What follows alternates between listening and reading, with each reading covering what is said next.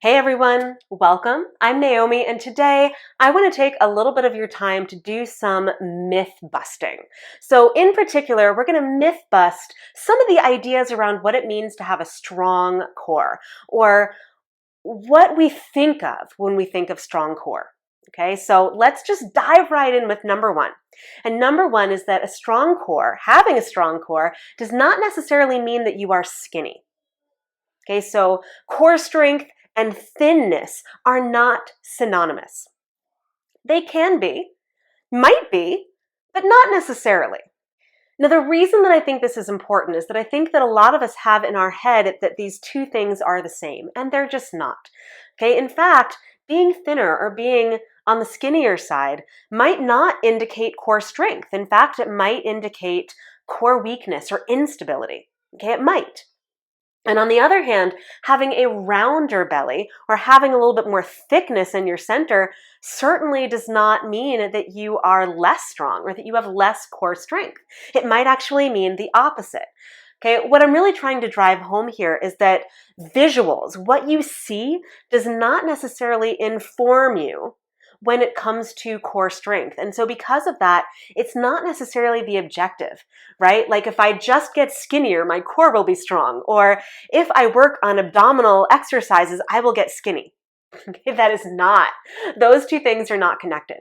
Okay, and so I think that what's really important to do really quickly is very quickly to define terms. Okay, so the first term that we're going to define is core strength. What does it mean to have a strong core? And that simply means that your core muscles have the ability to create resistance against something, right? Or to create force, okay? That your core muscles can actually create force, right? To either hold you in place or to hold something, okay? So it's not about looks, it's about capacity. It's about what your core muscles can actually do. Okay, and that leads me to the next myth that I want to bust. Okay, and that's the myth of the washboard abs. Okay, so myth number two is that when you have a strong core, you will have a washboard abs or a 6-pack or an 8-pack or however many packs. Okay, but that is not true.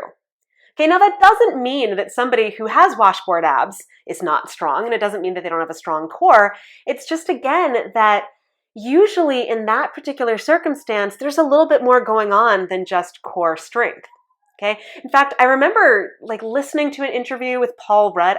I'm like 99% sure it's Paul Rudd, because he was talking about getting in shape for Ant-Man. And there's this one completely gratuitous and of course totally wonderful scene where he lifts his shirt up and he's all sore and he's bandaged and he's dabbing something on his core, and you see that he is completely ripped. This dude, the dude that was in Clueless, okay? He is ripped. I'm a big Paul Rudd fan, okay? And I love his abs in the scene and it's fantastic. But he talks about how strict his diet was and how intense his core workouts were while he was training for one single scene, because you don't actually see his abs at all for any other part of the movie. It's 5 seconds of movie. And it's such a specific diet and it's such specific actions and really workouts that are unsustainable in the long run. So 6-pack abs, those are just for show, right? That's not authentic core strength. I mean, it is in some degree, but it's not sustainable core strength. And when we're talking about core strength, I think that it's really important to talk about sustainability. Okay, so myth bust that idea that your abs have to look a certain way.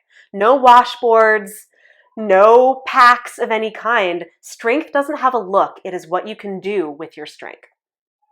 Okay, so sort of continuing in that thread, let's myth bust another one. So number 3 is that when you do core work, you will lose weight.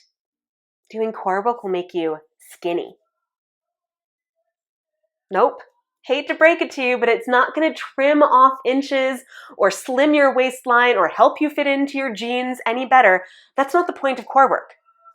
Okay, again, the point of core work is to do a couple of different things, right? Number 1 point of core work is to help create stability. Now that's if you're working on core stability in particular, but core strength does the same thing. They sort of work in tandem. But this sort of leads to one more definition that I want to talk about, which is what it means to have a healthy core, right? So a healthy core is more than just optics. It's more than just what it looks like. It's what you can do. And so you want your core to be strong, stable, and mobile. So that means you can turn, you can hold yourself in place, you can use your core to stabilize, right, if you're moved from one side to the other, and you can use your core to create resistance, right, to hold yourself in a particular place, right, or to help you support a load. Okay, so healthy core, right there. Healthy core and core work in of itself does not indicate weight loss. That is something completely separate. Okay, so core work is not necessarily going to trim inches off of your waist. Core work is going to ideally help you feel stronger, more confident. It's going to help you feel a little bit more balanced, more steady, right? It's going to create a lot of things for you, but weight loss is not one of them. Okay, and then let's move on to the last one, the last myth that I want to bust, myth number 4, which is that in order to get a strong core, what you're really after are sit-ups and planks. Nope. Big, hard no right there. Now, I like sit-ups and planks. I really do. I'm one of those super weird people that enjoys those things. But there's so much more to the big, wide world of core work that is not those things. And I think that's really important to talk about. Okay, it's really important to talk about because, you know, I think that a lot of people feel very left out when they think of core work, because when they think of planks and, like, let's say you have a wrist injury or shoulder injury and you just can't do planks. Like, you just can't do them. And you're like, well, I guess I'm not going to get a strong core then. Well, no, actually, you can find other ways to work your core that's not about weight bearing in your hands, right? It's not about holding yourself up with your arms. You can do so much amazing standing core work, side body core work. You can do a lot of really cool supine core work, okay? All of those things can contribute to your core work and help you build a strong core without having to do a single plank. Okay, now sort of moving on to sit-ups. Sit-ups are also fantastic, but they are limited in their scope, right? Just like anything else, right? Sit-ups also, and this is important because there's one more myth that I want to bust. I can't believe I almost forgot about it, but we'll get to it in just a sec. Okay, sit-ups really target your hip flexors a little bit more than your core muscles. Okay, so when you think about sit-ups, a lot of that is coming from this pulling inward, this hinging, right, of your chest towards your thighs. Okay, now the heavy lifting there is done by these girls right here, your hip flexors. Now that's not to say that your core doesn't do anything. It's just that your hip flexors initiate the movement. Okay, and the same thing is going to be true when you're doing a pose like boat pose. Again, not a bad pose and not even an anti-core pose. It's just a little bit more hip flexor focused than it is core focused. So as wonderful as planks and sit-ups are, they are not the end-all be-all to core strength or getting a healthy core. Now that leads me to the very last myth. Your fifth myth. Try saying that like 3 times. Fifth myth. It sounds ridiculous. Anyway, your fifth myth is that your core is just your abs, just your abdominal muscles. No, absolutely not. Right? Your core is comprised of your abdominal muscles, absolutely, but also your hips, your glutes, your shoulders.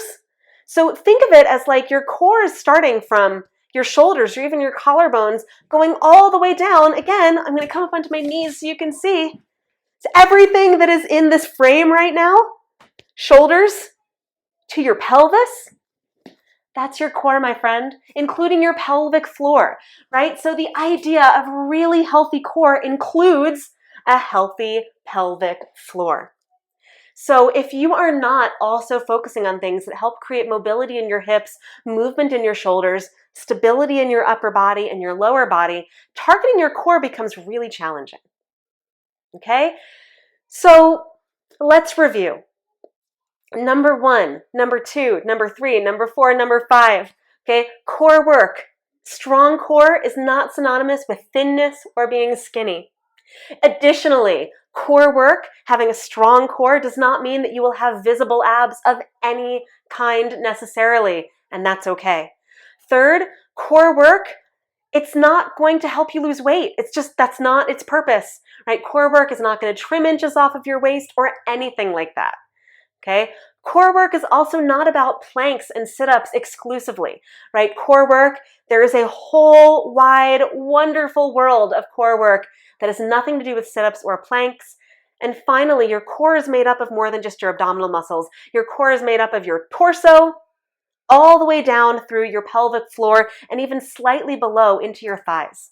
So, I hope this clears up some of the confusion around core work, and I hope that it gives you an idea of how you can approach core work from a healthier place so that you are working towards core stability, core strength, and core mobility to build that healthy core instead of what we tend to think of as a healthy core, which isn't always. So, thanks for tuning in to my myth busting around healthy core, strong core, and core work. I hope that you enjoyed this, and I look forward to seeing you on the mat for some healthy core work really soon. Until then, bye everyone.